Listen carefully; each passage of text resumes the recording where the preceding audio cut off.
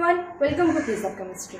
तो last class में हमने पढ़ा था स्ट्रक्चर आइसोमेरिज्म, उसका सारा हमने खत्म कर लिया था। अब हम पढ़ेंगे स्टेरियो आइसोमेरिज्म। तो स्टेरियो आइसोमेरिज्म है क्या? स्ट्रक्चर वाला तो खत्म हो गया। स्ट्रक्चर में क्या था, जो मॉलिक्यूलर फॉर्मूला सेम हो एंड स्ट्रक्चर डिफरेंट था। यहाँ पे क्या अलग होगा, मतलब मॉलिक्यूलर फॉर्मूला तो सेम होगा, आइसोमेरिज्म नाम है मतलब मॉलिक्यूलर फॉर्मूला तो सेम होगा। डिफरेंस क्या आएगा? स्टेरियो मतलब क्या, वो जो स्पेक्ट्रल अरेंजमेंट होगा वो डिफरेंट होगा, मतलब स्पेस में जिस तरह से वो अरेंज होंगे वो डिफरेंट होगा। ओके, मॉलिक्यूलर फॉर्मूला सेम होगा, जो जिस पोजीशन पे वो लगे हैं वो कार्बन भी सेम होगा, लेकिन वो स्पेस में किस तरह से अरेंज हो रहा है उसको देख के हम स्टेरियो आइसोमेरिज्म उसका करेंगे। ओके, तो स्टेरियो आइसोमेरिज्म क्या हुआ? Same molecular formula with different spectral arrangement और different arrangement in space is called stereo isomerism. Okay, समझ में आया? मॉलिक्यूलर फॉर्मूला सेम हो एंड स्पेस में वो डिफरेंट तरह से अरेंज हो तो उसको हम स्टेरियो आइसोमेरिज्म बोलेंगे। तो पहली क्लास में मैं क्लासिफिकेशन में भी बताई थी इसका डिफरेंट क्या क्या हो रहा है टाइप्स। पहला आता है क्या, ज्योमेट्रिकल आइसोमेरिज्म। ज्योमेट्रिकल एक हो गया और दूसरा क्या होगा, ऑप्टिकल आइसोमेरिज्म। ओके, तो ज्योमेट्रिकल एक है एंड ऑप्टिकल एक है, तो इन दोनों में डिफरेंस क्या होगा वो हम देखेंगे, एक एक करके देखेंगे। और इस जो ज्योमेट्रिकल एंड ऑप्टिकल है यहाँ पे बहुत सारे हम नोमेनक्लेचर की टाइप्स पढ़ेंगे। मतलब जैसे ज्योमेट्रिकल पे हम क्या क्या पढ़ेंगे, देखो तीन तरह से पढ़ेंगे। सिस ट्रांस एक बन गया, एक पढ़ेंगे हम सिस ट्रांस, एक पढ़ेंगे इजेड और एक पढ़ेंगे क्या, C90। क्या पढ़ेंगे? C90। यहाँ पे वैसे हम पढ़ेंगे RS नोमेनक्लेचर।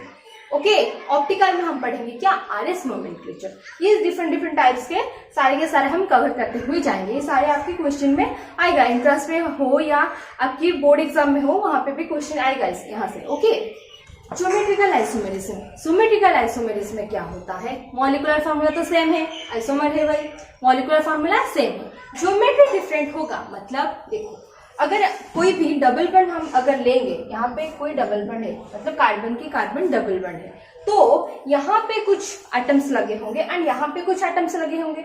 ओके, वो जो चार यहाँ पे दो लगे है कि नहीं, तो वो तो चार एटम्स रह गए, वो चार के अरेंजमेंट को लेके हम उसके नोमेनक्लेचर करेंगे। ओके, अगर देखो यहाँ पे कोई CH3 है, यहाँ पे कोई CH3 है, यहाँ पे कोई H है, यहाँ पे कोई H है। ओके, ठीक है, ये किस तरह से हुआ, इस तरह का एक, इस तरह से हम लिखेंगे है कि नहीं। तो ये क्या है हमारा 1 2 3 4 ब्यूटीन है हमारा एक, ब्यूट 2ELE ब्यूटीन है। तो इस ब्यूटीन को हम इस तरह से भी लिख सकते हैं। देखो यहाँ पे CH3 बना दी, यहाँ पे CH3 बना दी, यहाँ पे H, यहाँ पे H। ओके, तो यहाँ पे इसका स्ट्रक्चर कैसे बना, इस तरह से बना है कि नहीं। तो ये वाला ज्योमेट्री एंड ये वाला ज्योमेट्री डिफरेंट है कि नहीं, तो इसको हम बोलेंगे क्या है, ज्योमेट्रिकल आइसोमेरिज्म। तो अगर इस तरह से हम कोई कंपाउंड देखेंगे तो इसका नोमेनक्लेचर भी डिफरेंट होगा, क्योंकि ये दोनों सेम नहीं है, ये डिफरेंट है, इसकी बहुत सारी प्रॉपर्टीज भी डिफरेंट आएगी। ओके, तो यहाँ पे क्या होगा, देखो इसको बोलेंगे हम सिस, इसको बोलेंगे हम ट्रांस। कैसे पता चला, देखो यहाँ पे जो क्या है, मिथाइल ग्रुप यहाँ पे जो दोनों है वो सेम साइड पे है। अगर सेम ग्रुप या सिमिलर टाइप का ग्रुप अगर सेम साइड में रहा, ये जो दोनों कार्बन है इसका ऊपर साइड में रहा CH3, यहाँ पे भी C लगा CH3 ऊपर साइड पे, ये दोनों क्या सेम साइड में आ गए, तो इसको बोलेंगे हम सिस।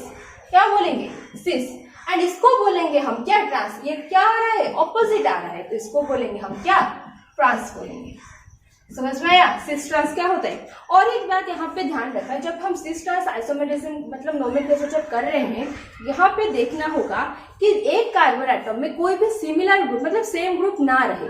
अगर सेम ग्रुप आ रहा है तो वहां पे हम नोमेनक्लेचर नहीं कर सकते। क्यों नहीं कर सकते, यहाँ पे देखो, अगर इस तरह से हम बनाएंगे, ये है कार्बन डबल बॉन्ड, यहाँ पे सेम ग्रुप लगा, यहाँ पे सेम ग्रुप, मतलब यहाँ पे CH3 अगर इसको हम डिफरेंट करेंगे, कहाँ से करेंगे, ये एक ही तरह की कंपाउंड होगा है कि नहीं। यहाँ पे दो CH3 ग्रुप लगे, यहाँ पे दो CH3 ग्रुप, अगर इसको अल्टरनेट भी कर दे वो वही कंपाउंड आएगा, कोई भी डिफरेंट तो नहीं होगा। अगर एक जगह पे लगा दी, ये देखो यहाँ पे दो CH3 लगा दी, यहाँ पे एक CH3, यहाँ पे एक H लगा दें, तो यहाँ पे दोनों सेम हो गए, है कि नहीं। तो इस तरह की ज्योमेट्री जो होगा, यहाँ पे देखो एक ही टाइप का है, ये जैसे है ये भी वैसे ही है कि नहीं। डिफरेंट कब आएगा, जो एक साइड में हो या डिफरेंट साइड ऑपोजिट साइड में आए तब डिफरेंट आएगा, उसका ज्योमेट्री डिफरेंट आ रहा है। मतलब अगर सेम साइड में अगर सेम टाइप के कंपाउंड आ गए, मतलब सेम टाइप के कोई भी ग्रुप आ गया, तो हम उसको ज्योमेट्रिकल आइसोमर नहीं कहेंगे। देखो एग्जाम्पल्स अगर करेंगे हम, देखो यहाँ पे CC है, यहाँ पे लगा दिया हम CS3, यहाँ पे लगा दिया Cl, ठीक है, डिफरेंट आ गए, यहाँ पे लगा दिए Cl, यहाँ पे लगा दिए Cl, तो ये क्या है, ज्योमेट्रिकल आइसोमरिज्म दिखाएगा?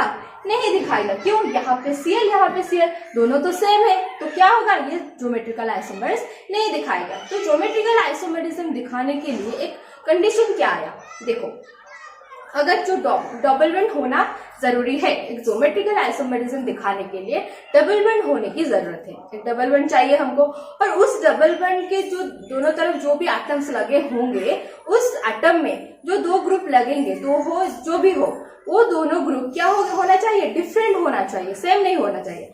मतलब इस कार्बन में जो हो यहाँ पे हो चलेगा, लेकिन एक कार्बन में दो नहीं होना चाहिए, सेम सेम। ओके, जैसे हम ये बना दिए C डबल बॉन्ड C, यहाँ पे Cl, यहाँ पे Cl, ये चलेगा, यहाँ पे H, यहाँ पे H, ये ज्योमेट्रिकल आइसोमरिज्म दिखाएगा। लेकिन एक जगह पे हम Cl या एक जगह पे हम HS नहीं लिख सकते। ओके, अगर इस तरह का कंपाउंड आ गया तो यहाँ पे वो ज्योमेट्रिकल आइसोमरिज्म नहीं दिखाएगा।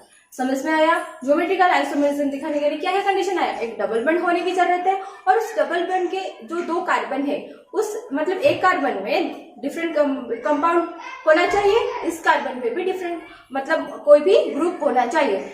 यहाँ पे सेम हो चलेगा, लेकिन एक कार्बन में दोनों सेम नहीं होना चाहिए। समझ में आया? तो कुछ एग्जाम्पल्स हम कर लेते हैं। पहले एग्जाम्पल करते हैं। देखो, एक लगा दिए हम यहाँ पे कार्बन डबल बॉन्ड कार्बन, ठीक है, और यहाँ पे लगा दिए हम क्या, CS3, ओके, और यहाँ पे लगा दिए एक CS3, ठीक है।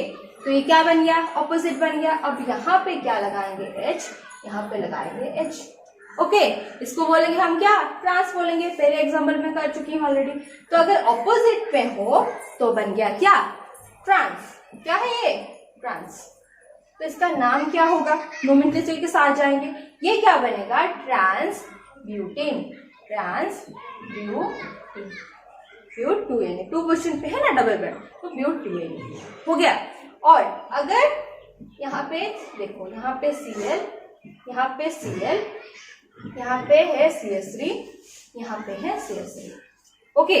तो यहाँ पे क्या हुआ, ये दोनों Cl क्या है, सेम साइड में है, उसी तरह ये दोनों CS3 भी सेम साइड में है। तो इसका नाम क्या होगा, देखो ये कंपाउंड क्या है, यहाँ पे 2,3 डाइक्लोरोब्यूटेन है। ये क्या है, 2,3 डाइक्लोरोब्यूटेन, लेकिन ये है किस तरह से, सिस में है, तो ये बन जाएगा सिस 2,3 डाइक्लोरो, क्या बनेगा, ब्यूटेन, मतलब ब्यूट 2Na। समझ में आया?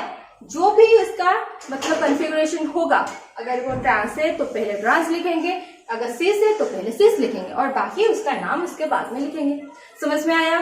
तो अगर इस तरह से हम एक मतलब एग्जांपल्स कर रहे हैं, यहाँ पे एक बात आप नोटिस करो, ये जो दोनों ग्रुप है, मतलब इस कार्बन पे जो जो ग्रुप लगा है और इस कार्बन पे जो जो ग्रुप लगा है, वो दोनों सेम है कि नहीं। यहाँ पे Cl CS3, यहाँ पे Cl CS3, अगर डिफरेंट ग्रुप आ गया, मतलब यहाँ पे Cl CS3 जैसे लगा दे, यहाँ पे कोई फ्लोरीन लगा दे या ब्रोमीन लगा दे, या कुछ भी डिफरेंट एटम, अगर चारों कार्बन मतलब दो जो कार्बन है, तो चारों जो एटम्स है, मतलब एटम्स हो या ग्रुप्स हो, वो सारे अगर डिफरेंट हो तो कैसे करेंगे नोमेनक्लेचर। देखो, तो अगर पहली बात क्या थी, एटम हो या ग्रुप हो, अगर सेम साइड में आए तो सिस, अगर डिफरेंट साइड में आए तो ट्रांस। ये बात गई पहली बात।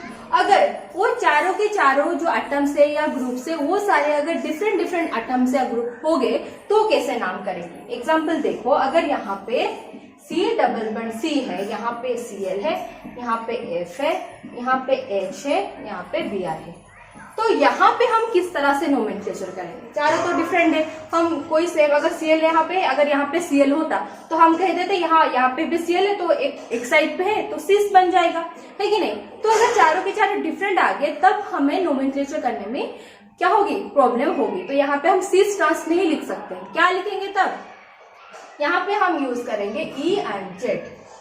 क्या लिखेंगे, ई एंड जेड। तो किस तरह से करेंगे, देखो इजेड अगर नोमेनक्लेचर हमें करना है तो ये जो चारों कंपाउंड है उसको अरेंज करना पड़ेगा हमको, है कि नहीं। जैसे हम CH3 एंड Cl में के टाइम पे कर रहे थे, वो Cl को हम सेम कंपाउंड ले रहे थे, सेम एटम है, एंड CH3 दो सेम ग्रुप है, उस तरह से हम सेम साइड है या डिफरेंट साइड है उसको लेकर हम ये सिस ट्रांस बना देते थे। उसी तरह हमें कोई रिलेशनशिप चाहिए होगा, सेम साइड में है या डिफरेंट साइड में है, तो चारों तो डिफरेंट है, तो उसको किस तरह से एक रिलेट करना पड़ेगा, फिर हम देखेंगे सेम साइड है या डिफरेंट साइड है। तो रिलेट कैसे करेंगे, उसके प्रायोरिटी के हिसाब से, है कि नहीं। अगर मतलब हम कोई प्रायोरिटी के हिसाब, यहाँ पे जो दोनों ग्रुप्स थे, एटम हो या ग्रुप हो, जो भी हो, यहाँ पे दोनों एटम्स है, chlorine atom and fluorine atom. तो इन दोनों को हम किस तरह से अरेंज करेंगे, मतलब प्रायोरिटी के हिसाब से।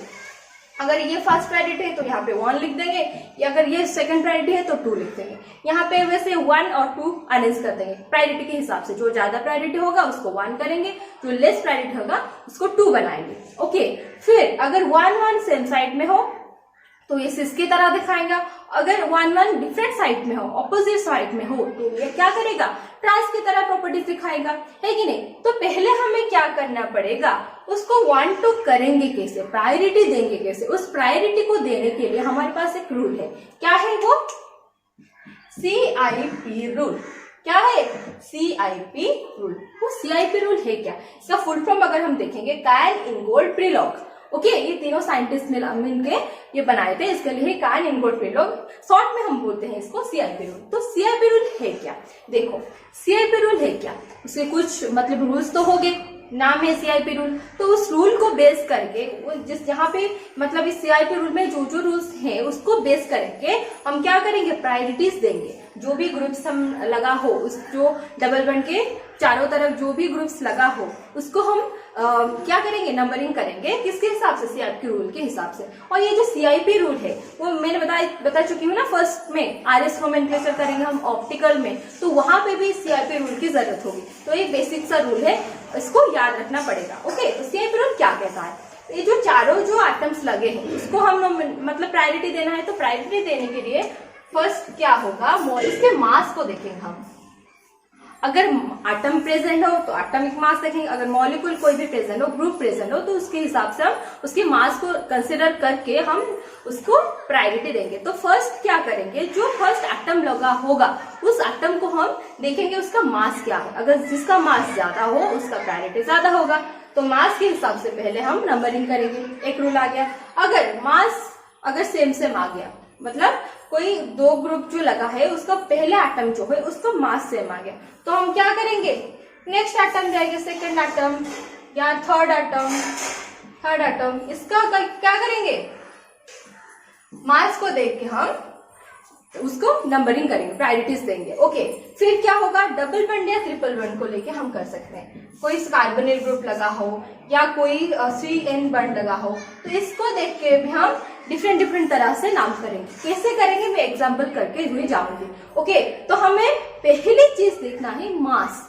उसका मास क्या होगा।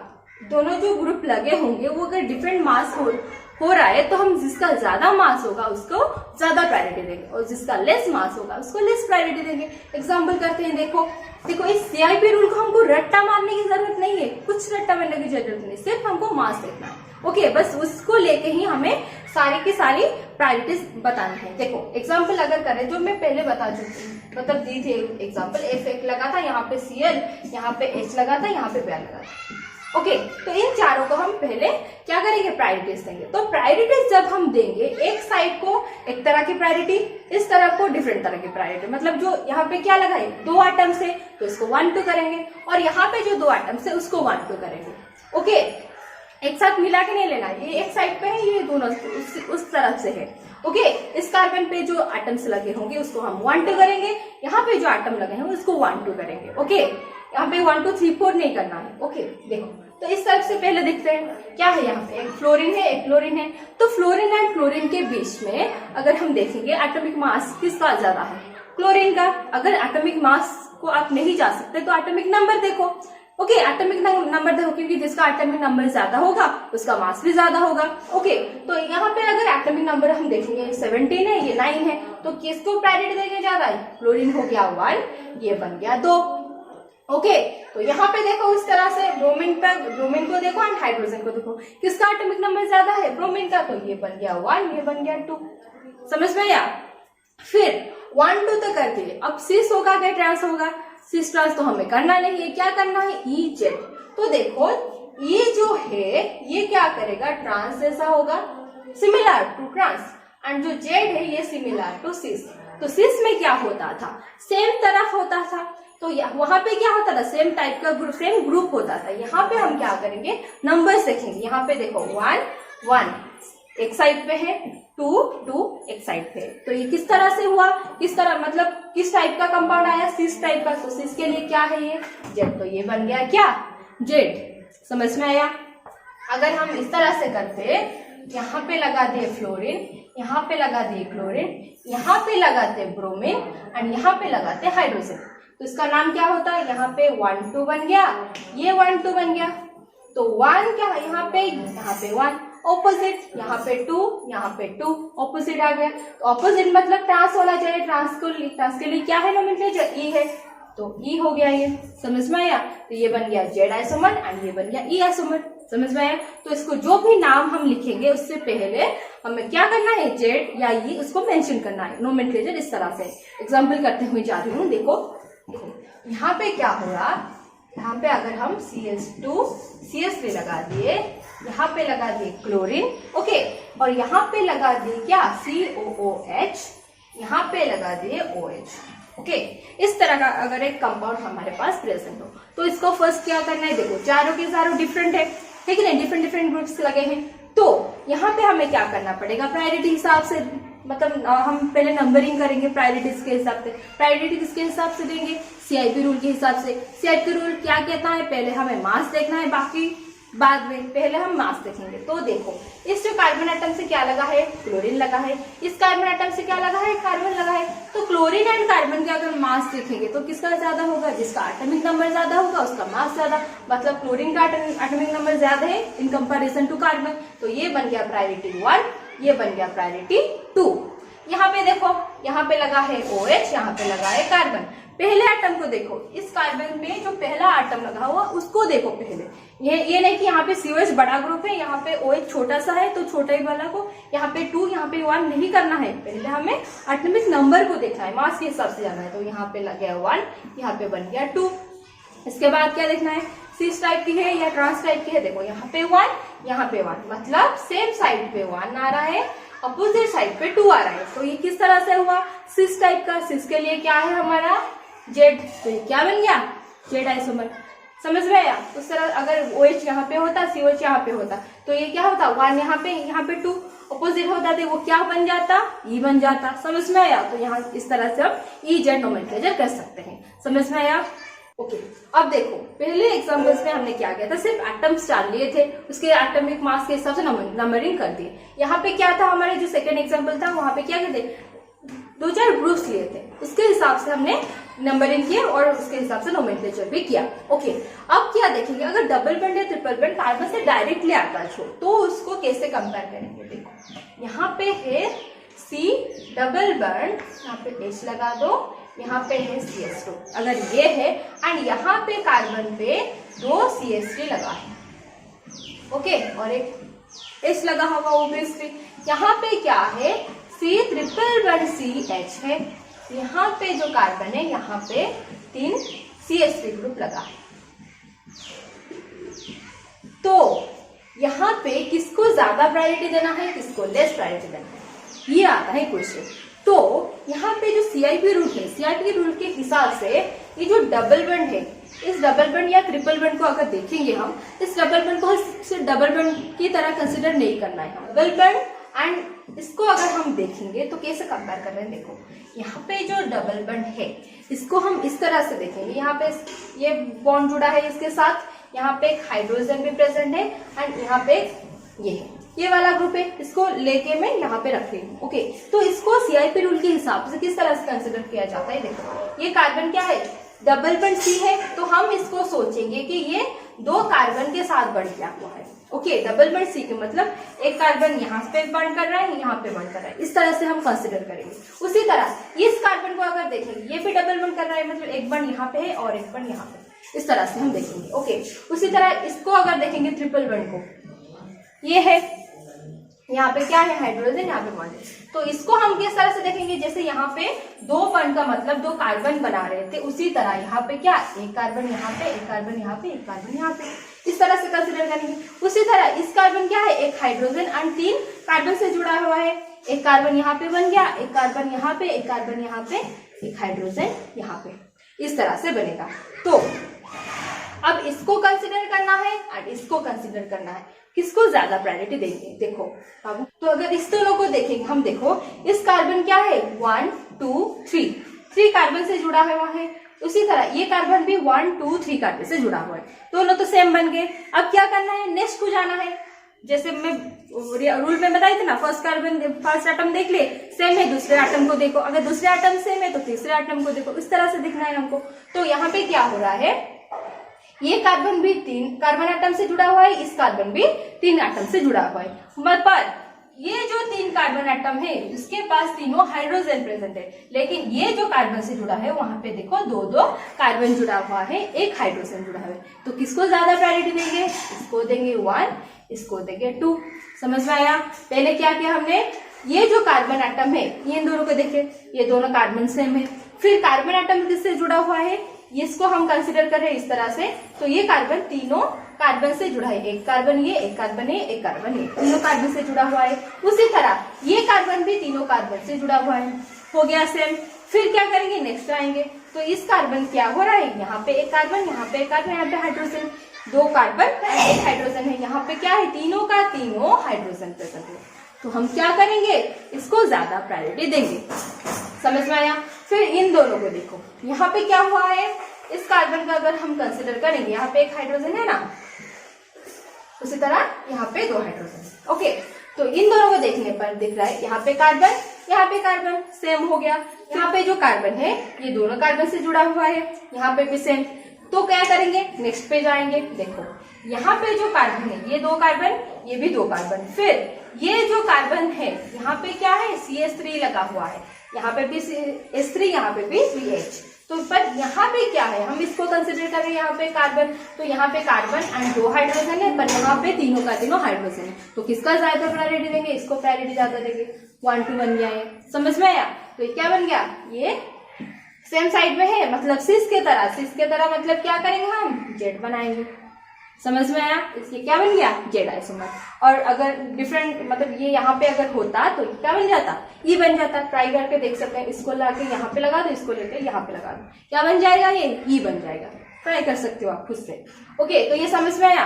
अगर ये double bond and triple bond वाला अगर यहाँ पे समझना कंफ्यूजिंग हो रहा है तो यहाँ पे फिर से मैं सिंप्लीफाई करके बता रही हूँ। देखो यहाँ पे C डबल बॉन्ड O है, लेट यहाँ पे है C triple bond N, okay ठीक है, और यहाँ पे है COH OH, ओके, एंड यहाँ पे है, यहाँ पे 3 NH2 प्रेजेंट है,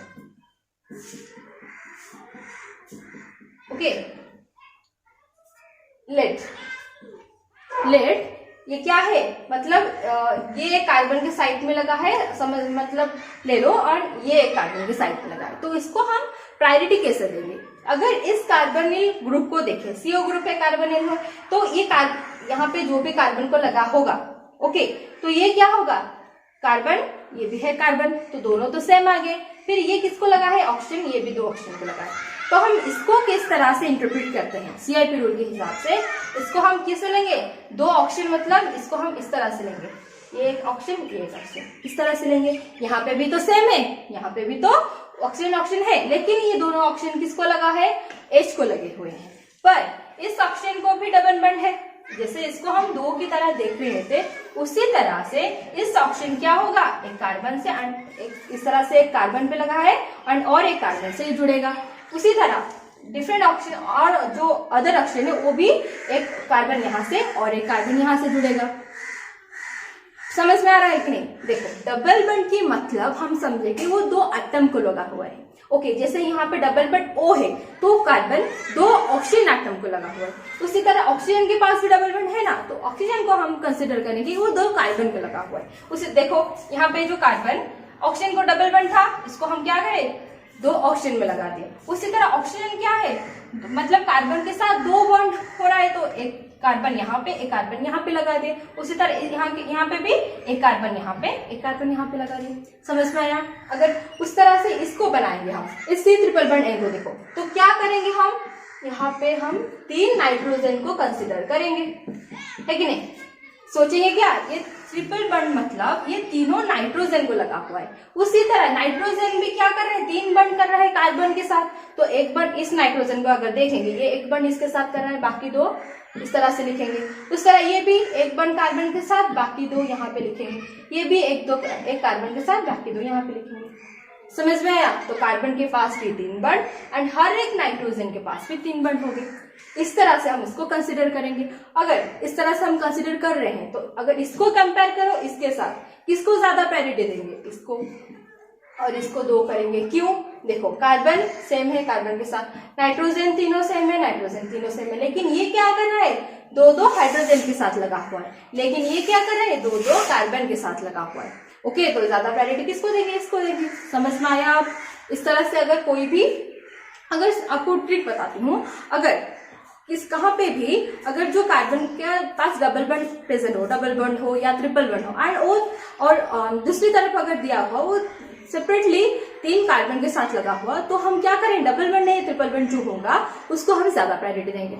ये कैसे समझ लीजिए, जैसे यहाँ पे कार्बन डायरेक्ट ट्रिपल बॉन्ड कर रहा है N के साथ, यहाँ पे क्या कर रहे हैं, 3 डिफरेंट बॉन्ड लगा हुआ है NH2 के साथ, तो यहाँ पे किसको ज्यादा प्रायोरिटी मिल रहा है, इसको मिल रहा है। समझ में आया? ये ट्रिक है। अगर ट्रिपल बॉन्ड या डबल बॉन्ड प्रेजेंट हो एंड या 3 या 2 ग्रुप डिफरेंट लगा हो, तो हम डबल या ट्रिपल बॉन्ड को ज्यादा प्रायोरिटी देंगे।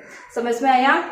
अब चल रहे हैं हम नेक्स्ट एग्जाम्पल की तरफ। देखो ये दोनों एग्जाम्पल देखो, यहाँ पे फर्स्ट क्वेश्चन क्या है, देखो ये वाला फर्स्ट क्वेश्चन देखो, यहाँ पे क्या है, इस तरफ से अगर देखेंगे तो यहाँ पे कार्बन है, यहाँ पे भी कार्बन है, प्रायोरिटी देंगे पहले, यहाँ पे कार्बन, यहाँ पे कार्बन, फिर क्या है, यहाँ पे एक ऑक्सीजन लगा है, यहाँ पे क्या है, डबल बॉन्ड है, तो किसको ज्यादा देंगे, ये डबल बॉन्ड वो किस तरह से काम करेगा, जैसे 2 ऑक्सीजन प्रेजेंट हो यहाँ इस तरह से, तो ऑक्सीजन के जैसा कंसिडर करेंगे हम, है कि नहीं? तो यहाँ पे एक ऑक्सीजन, यहाँ पे 2 ऑक्सीजन, किसको ज्यादा प्रायोरिटी देंगे, इसको। फिर यहाँ से देखो, यहाँ पे OCH3, यहाँ पे OH है, तो किसको देंगे, देखो पहला आइटम तो ऑक्सीजन है, दूसरा आइटम क्या है, ये H से लगा है, ये कार्बन से लगा है, तो मतलब इसको 1 देंगे, इसको 2 देंगे, हो गया। तो देखो यहाँ पे एक, यहाँ पे ऑपोजिट आ रहे हैं, ऑपोजिट का मतलब क्या बन गया, ये आइसोमर बन गया, ये बन गया। यहाँ पे देखो ये क्या हो रहा है, यहाँ पे जो N है, यहाँ पे N डबल बॉन्ड NH है, यहाँ पे N क्या कर रहा है, 2 डिफरेंट NH को लगा हुआ है, NH2 को, तो इसको क्या करेंगे, देखो बता चुकी हूँ पहले, यहाँ पे 2 डबल बॉन्ड है, यहाँ पे 2 NH है, तो किसको ज्यादा प्रायोरिटी देंगे, इसको देंगे, ये 1 बन जाएगा, ये 2 बन जाएगा। किस तरह से, जैसे हम बताते थे ना, N डबल बॉन्ड N है, तो क्या करेंगे, इस तरह से कंसिडर करेंगे हम। ओके, फिर ये N के पास भी डबल बॉन्ड है, मतलब एक N यहाँ पे लगा, एक N यहाँ पे लगा, इसको भी एक N यहाँ पे लगेगा। ओके, इस तरह से अगर हम देखेंगे तो ये क्या कर रहा है, N 2 N के साथ, यहाँ पे भी 2 N N के साथ, फिर जो बाकी का 2 N है ये N N के साथ लगा है, लेकिन ये H H के साथ लगा है, तो किसको ज्यादा प्रायोरिटी देंगे, इसको। तो इस तरह से ये 1 बन गया, ये 2 बन गया। अब इसको देखो, यहाँ पे क्या हो रहा है, कार्बन डबल बॉन्ड कार्बन है, यहाँ पे लेकिन कार्बन के पास 3 कार्बन CH3 ग्रुप है, तो ये कार्बन 3 कार्बन से जुड़ा हुआ है, लेकिन ये कार्बन 1 हाइड्रोजन एंड 2 कार्बन से जुड़ा हुआ है, तो किसको ज्यादा प्रायोरिटी देंगे। यहाँ पे क्या है, 2 डबल बॉन्ड है, यहाँ पे 3 कार्बन से जुड़ा हुआ है, यहाँ पे अगर ट्रिपल बॉन्ड होता तो इसको हम ज्यादा प्रायोरिटी देते। क्यों? क्योंकि ये कार्बन 3 के साथ जुड़ा है, ये 3 के साथ जुड़ा है, लेकिन वो तीनों कार्बन डिफरेंट से जुड़ा होता, मतलब ये हाइड्रोजन एंड ये कार्बन से जुड़ा होता, इस तरह से हम इसको ज्यादा प्रायोरिटी देते। लेकिन यहाँ पे फर्स्ट कार्बन क्या हो रहा है, 2 कार्बन एंड 1 हाइड्रोजन से जुड़ा है, तो ये यहाँ पे क्या है, 3 कार्बन, तो ये पहले राउंड में ही कट गया, इससे हम ज्यादा नहीं जाएंगे। देखो पहले 2 कार्बन है, सेम है, लेकिन दूसरा जो क्वेश्चन सेकेंड एटम को अगर कंसिडर करेंगे, ये क्या है, 2 कार्बन एंड 1 हाइड्रोजन प्रेजेंट है, लेकिन यहाँ पे तीनों के तीनों कार्बन है, तो किसको ज्यादा प्रायोरिटी देंगे, इसको देंगे, इसको 2 करेंगे। ओके, ऑपोजिट मतलब ई बन गया। ओके, ऑपोजिट मतलब ट्रांस, ट्रांस का मतलब ई आ रहा है। ओके, तो यहाँ पे देखो, यहाँ पे क्या हो रहा है, देखो इस तरफ से यहाँ पे 2 क्या हो रहा है, डबल बॉन्ड है यानी ये 2 कार्बन से जुड़ा है, तो इसको 1 लेंगे, सोचने की जरूरत नहीं है, डबल बॉन्ड एंड 2 कार्बन, तो ये क्या बन गया, ये 1 ये 2 बन गया, हो गया। फिर यहाँ पे क्या है, ये OH से जुड़ा है एंड ये C डबल बॉन्ड OH हो रहा है, तो यहाँ पे क्या करेंगे, क्या इसको 1 देंगे, नहीं, पहले एटम को देखो, यहाँ पे O है, यहाँ पे कार्बन है, तो किसको ज्यादा प्रायोरिटी देंगे, इसको 1 इसको 2। समझ में आया, तो ये किस तरह से आ रहा है, देखो 1 1 सेम साइड पे मतलब Z आ रहा है। समझ में आया, इस तरह से हम EZ नोमेनक्लेचर करते हैं।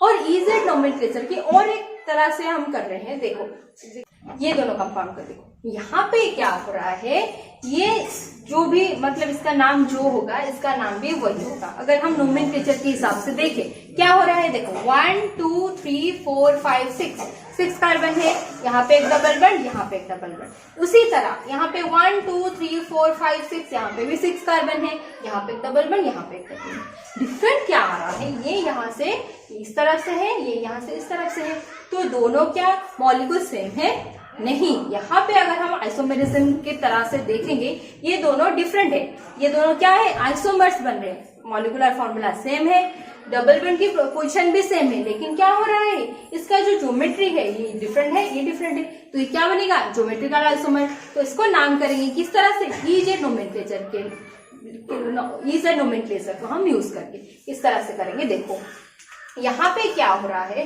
ये मतलब कार्बन यहाँ पे है, यहाँ पे क्या है, हाइड्रोजन है।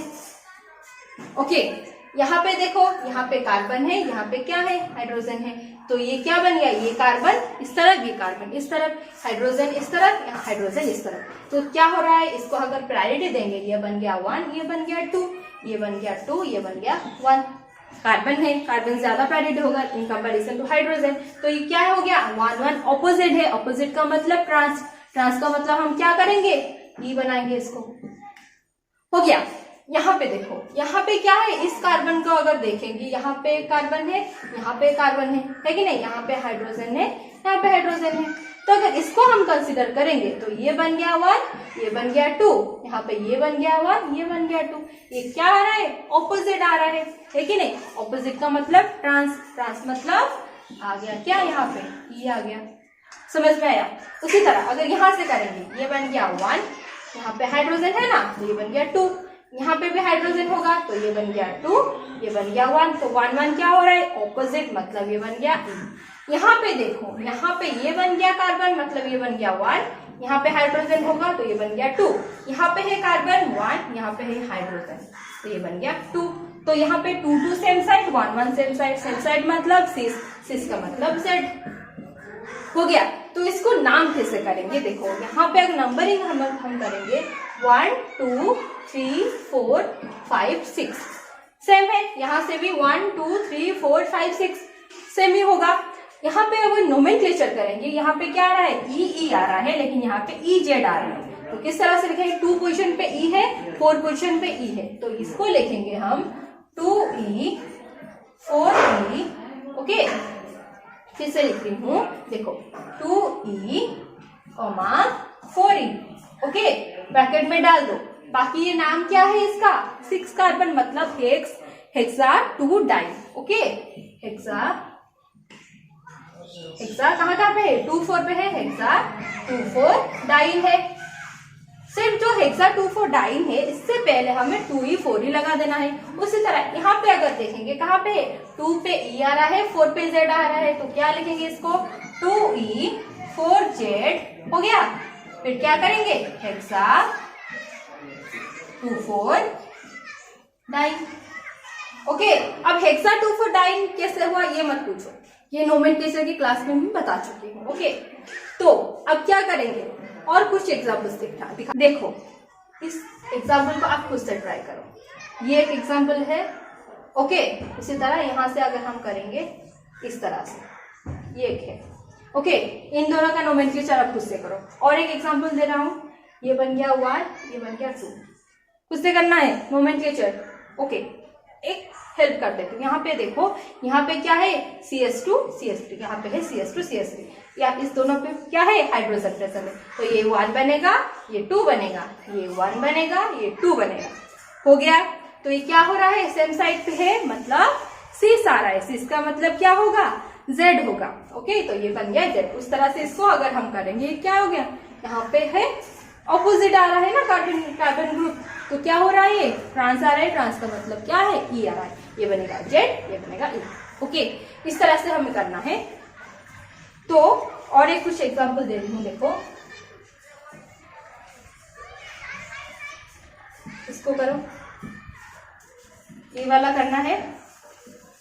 ओके, ये वाला खुद से ट्राई करना है। और एक दिखाती हूँ, देखो यहाँ पे यहाँ पे, ओके, इसको भी ट्राई करो, ये दोनों आपको खुद से ट्राई करना है।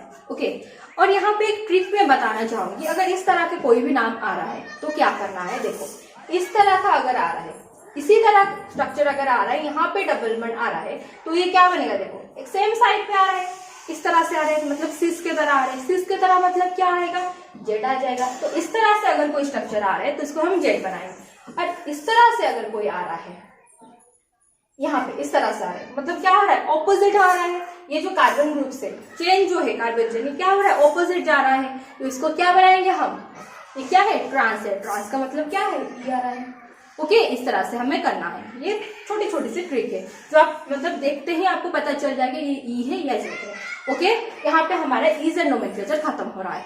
यहाँ फिर देखेंगे हम C90। ओके, देखो C90 कहाँ पे आ रहा है, अगर कार्बन हम यहाँ पे जितने भी एग्जांपल्स किए, यहाँ पे क्या कार्बन है, कार्बन तो डबल बॉन्ड कर रहे थे, अगर कार्बन तो नाइट्रोजन डबल बॉन्ड आ रहा है तो यहाँ पे क्या करेंगे, हम C90 नोमेनक्लेचर करेंगे। यहाँ पे और सिस ट्रांस या कोई भी EZ नोमेनक्लेचर नहीं करना है, हमें क्या करना है, C90 नोमेनक्लेचर करना है। और एक बात बता दूं, syn is similar with cis and anti is similar with trans. Okay, और एक हमारा नाम आएगा C90 को, देखो जब आप मतलब फ्यूचर में जब आप रिएक्शंस पढ़ेंगे, एडिशन जब पढ़ेंगे, तो syn addition and anti addition आएगा। C90 का मतलब क्या होगा, सिस का मतलब क्या हुआ, सेम साइड, तो जब एडिशन हम करेंगे सेम साइड पे लगाएंगे तो इसको सिन बोलेंगे, एंड एंटी का मतलब अपोजिट अगर लगाएंगे तो एंटी बोलेंगे। उसी तरह से सिन अगर यहाँ पे देखेंगे हम सेम साइड में कैसे हो रहा है, एंड एंटी मतलब ट्रांस के से कैसे हम नोमेनक्लेचर करेंगे C90। इसको याद रखो कि अगर सीन है तो सिस है, एंटी है मतलब ट्रांस है, उसको लेके हम नोमेनक्लेचर करेंगे। एग्जाम्पल देखो, यहाँ पे अगर हम जब भी डबल बॉन्ड एंड कर रहे हैं, मतलब यहाँ पे कोई ग्रुप होगा एंड एक लोन पेयर यहाँ पे होगा, है कि नहीं, और यहाँ पे दो ग्रुप कोई होगा। अगर यहाँ पे OH आ रहा है, कोई भी OH आ रहा है, तो हम क्या करेंगे, देखेंगे यहाँ इस तरफ से H प्रेजेंट है कि नहीं, पहले देखेंगे H प्रेजेंट है कि नहीं। अगर H प्रेजेंट है, अगर H and OH same side में है, मतलब ये बन गया क्या, सीन। ओके, उसी तरह अगर यहाँ पे H एंड यहाँ पे OH आ गया, सॉरी ये तो नाइट्रोजन है ना, हाँ, तो यहाँ पे लोन पेयर है, तो यहाँ पे कोई भी CH3 या कुछ भी हो, अगर OH प्रेजेंट है, मतलब NOH हाइड्रोक्सिल, यहाँ पे अगर OH है तो OH के साथ हम H के रिलेशनशिप को देखेंगे। पहले अगर H प्रेजेंट है तो देखेंगे H एंड OH किस तरह से हो रहा है, अगर C से मतलब सिन, अगर ट्रांस है मतलब क्या बन जाएगा, ये एंटी बन जाएगा। ओके, अगर OH प्रेजेंट हो लेकिन यहाँ पे H प्रेजेंट ना हो तो क्या करेंगे हम, लाइक इस तरह से, यहाँ पे OH आ गया लेकिन यहाँ पे क्या हो रहा है, CH3 एक है एंड C2H5 एक है, तो हम क्या करेंगे, जो सिस पे है उसको सिस के तरह लिखेंगे, मतलब सिन के तरह लिखेंगे, एंड जो एंटी पे है वो एंटी के तरह लिखेंगे।